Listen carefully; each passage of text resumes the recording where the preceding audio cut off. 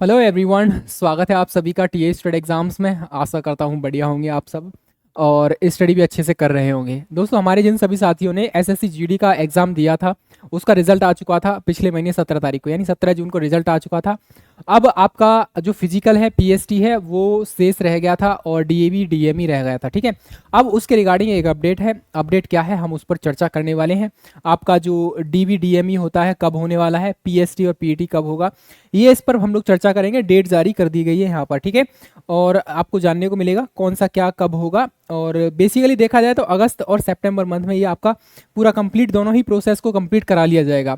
सबसे पहले तो इसको देखिए, ये आपका नोटिस है, इंटरनल नोटिस है एसएससी का। ठीक है, इसमें बोला गया है, मैं डायरेक्ट पॉइंट पर आ रहा हूँ। यहाँ पर बोला गया है competent authority of conduct PST and PET and DV DME RME of constable GD exam 2025 separately. मतलब क्या है, पहले आपका पीएसटी और पीईटी होगा और उसके बाद आपका डीवी और डीएमई हो जाएगा यहाँ पर।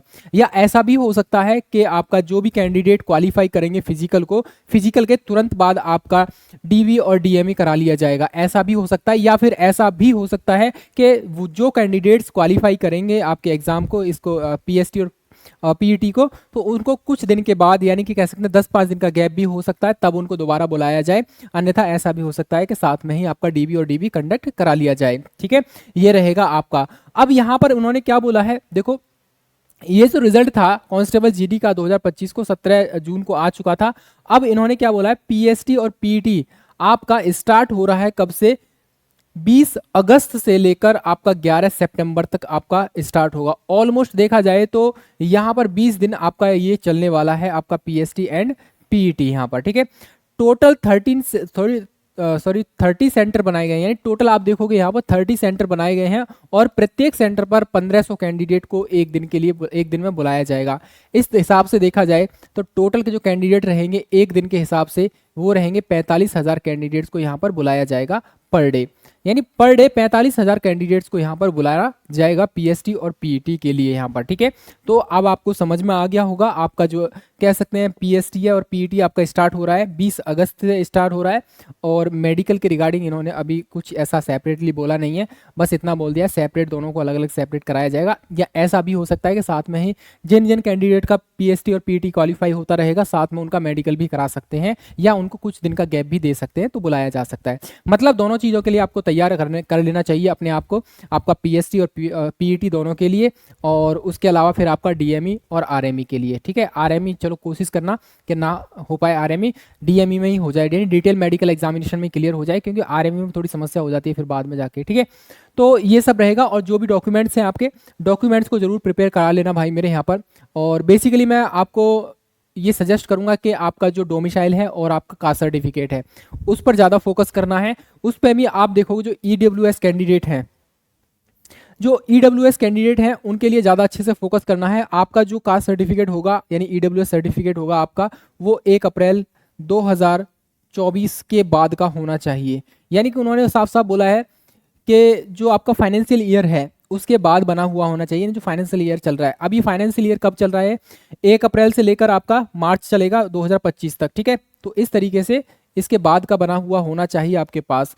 दूसरा पॉइंट ये है कि ये रहेगा आपका कास्ट सर्टिफिकेट, और दूसरा पॉइंट ये रहेगा आपका यहाँ पर ओबीसी के लिए और एससी एसटी के लिए यहाँ पर। ठीक है, एससी एंड एसटी के लिए इनका जो सर्टिफिकेट है, कास्ट सर्टिफिकेट है, वो आपका विद इन 3 ईयर के बीच में बना हुआ होना चाहिए। ठीक है, ये भी याद रखना, विद इन 3 ईयर्स इतने का बना होना चाहिए। और दूसरा पॉइंट यहाँ पर ये रहेगा स्पेशली ओबीसी वाले कैंडिडेट के लिए कि आपका जो सर्टिफिकेट है वो सेंट्रल वाला अवश्य होना चाहिए। बहुत ज़्यादा इंपॉर्टेंट है, नहीं तो आप जनरल में काउंट माने जाओगे। एससी एसटी का एक बार को चल जाएगा, यहाँ पर कह सकते हैं स्टेट वाला चल जाएगा, बट कोशिश करना आप लोग भी, यानी एससी और एसटी वाले कैंडिडेट भी अपना सेंटर वाला सर्टिफिकेट बनवा लेना यहाँ पर।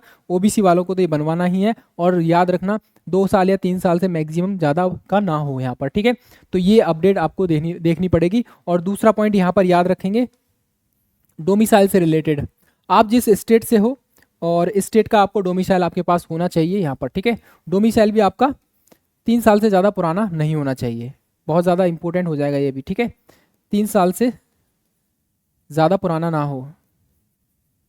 ठीक है, बहुत ज़्यादा इंपॉर्टेंट, दोनों ही पॉइंट याद रखेंगे, डोमिसाइल सर्टिफिकेट और आपका कास्ट सर्टिफिकेट के बारे में, ठीक है। ईडब्ल्यूएस वाले विशेष रूप से याद रखना, आपका जो सर्टिफिकेट है 1 अप्रैल के बाद का, 2024 के बाद का बना हुआ होना चाहिए यहाँ पर, ठीक है। तो ये थी अपडेट, इसके रिगार्डिंग अगर कोई और अपडेट आती है तो हम लोग आपके लिए एक सेपरेट सेशन लेकर आएंगे, तब तक के लिए आपको चैनल को जरूर सब्सक्राइब कर लेना है, ठीक है। मिलेंगे फिर अनदर अपडेट के साथ।